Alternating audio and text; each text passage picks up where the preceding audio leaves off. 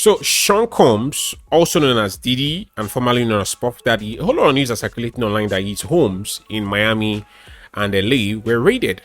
But why? There for a while now, so some of you who don't know, for a while now, Diddy has been facing some very serious legal actions. Firstly, from one of his exes, Cassie. I even think Cassie used to sing, used to be signed to his label or so. That lady that sang, "Cause you got a long way to go."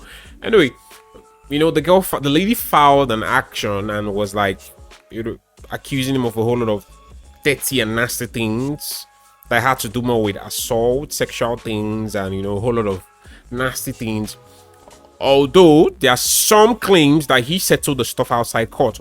All of a sudden, another guy, a producer called Lil Rod, I think this guy assisted him on one of his albums, claimed that Diddy, threatened and drugged, during the whole thing, and even threatened him to sleep with a whole lot of very nasty and dirty, sleep with prostitutes and stuff like that. There's something I don't want to mention here because they are very dirty.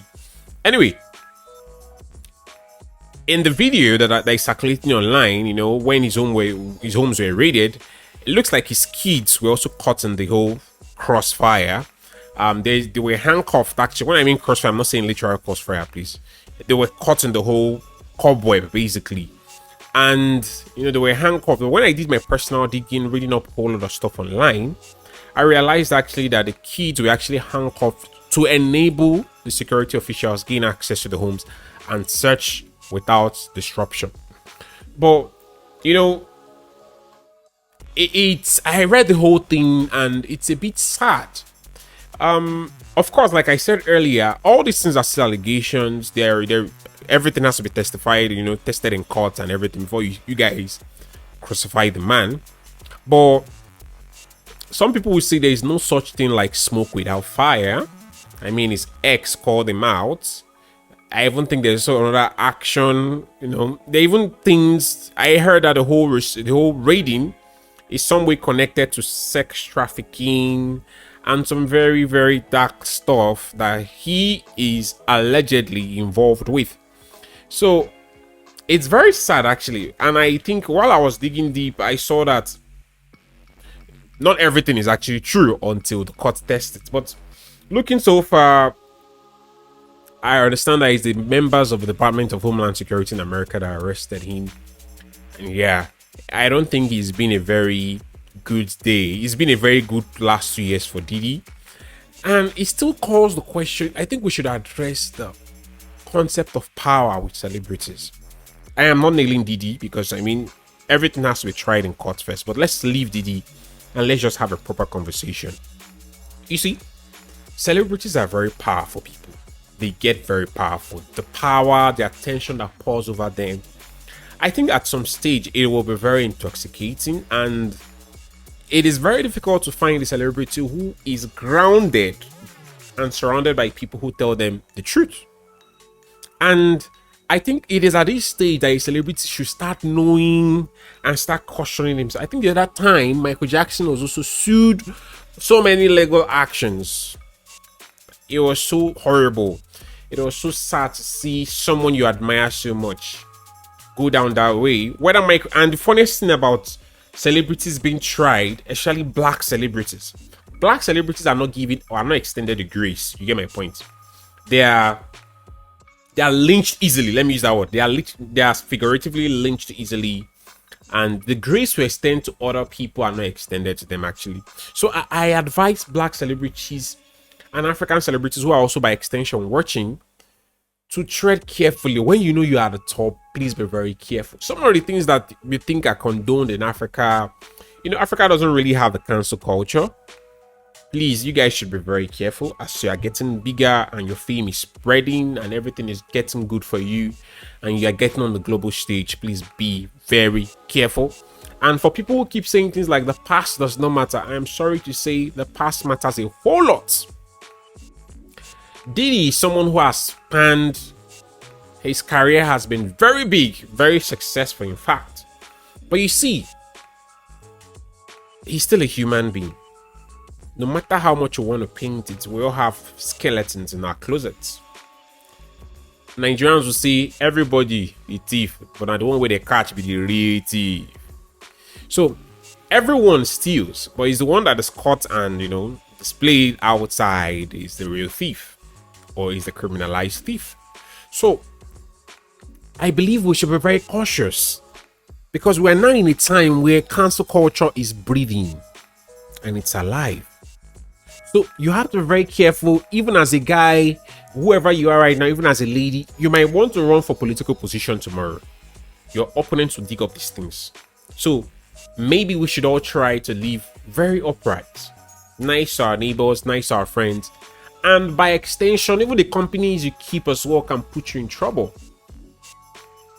I think if I remember clearly, Tupac Shakur had one RAPE. I don't want to pronounce the word. He had one assault case one time like that put him in trouble and sent him to jail.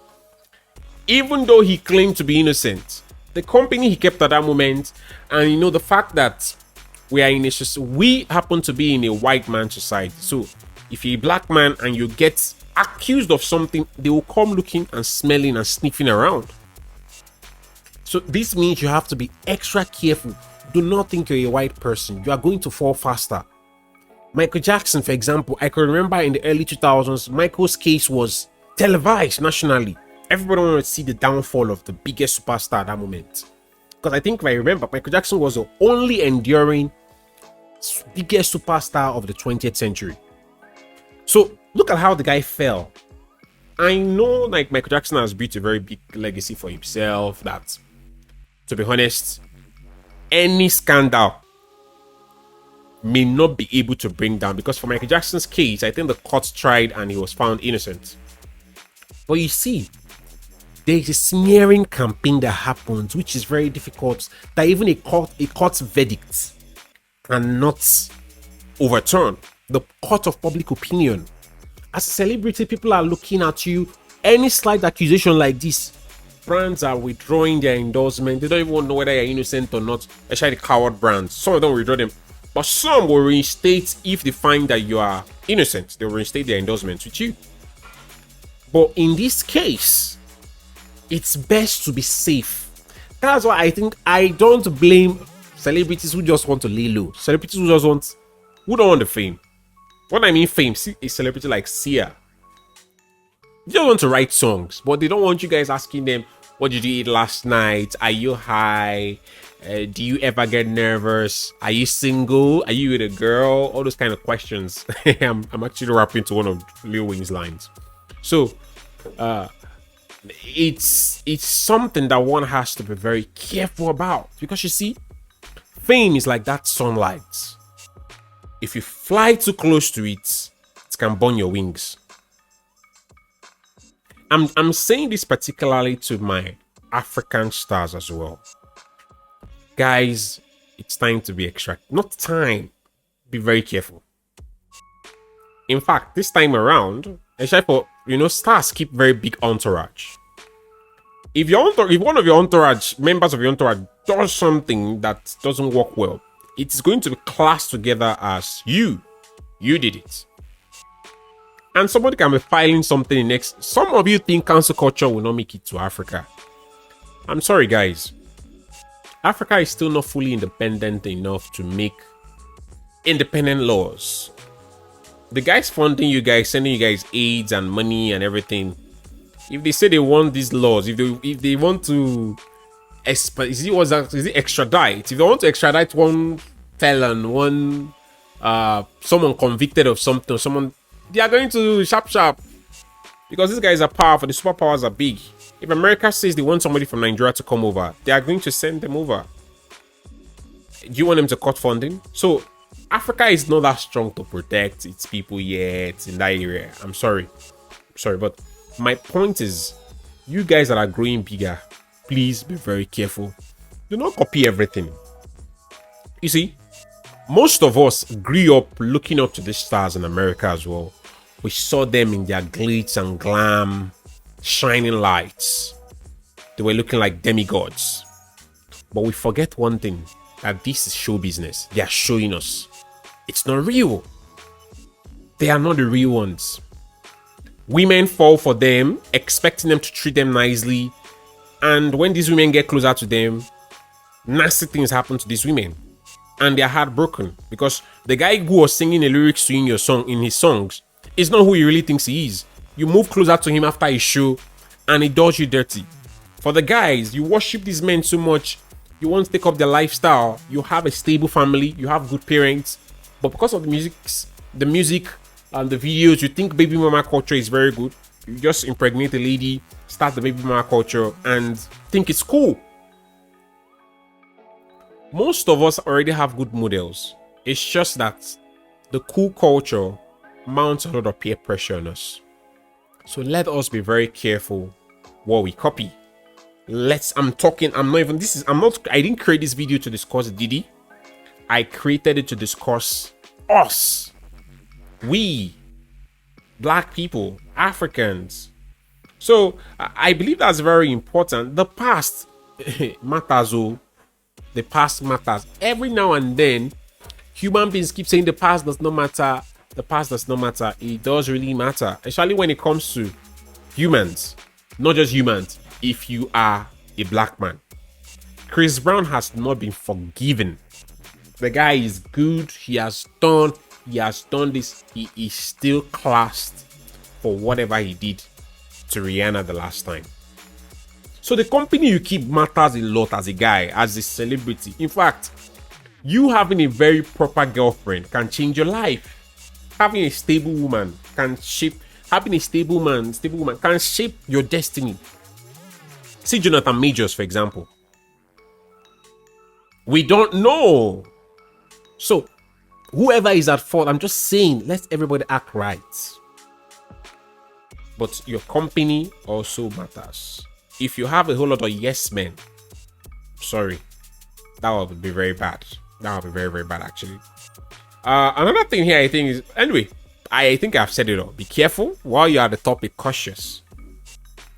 Even, okay, for some of you who think the cancel culture will not make it to Africa, do you know that some silly African fans pull up old tweets of celebrities just to, I don't know what they're looking for. But the internet is crazy and bloggers are getting hungrier by the day. Whatever is happening to Diddy now, I have read Black America's comments and they seem not to like the guy very much. So if a whole lot of people do not like you that way and some people cannot even support you, it means that there's a whole lot of questions that need to be answered.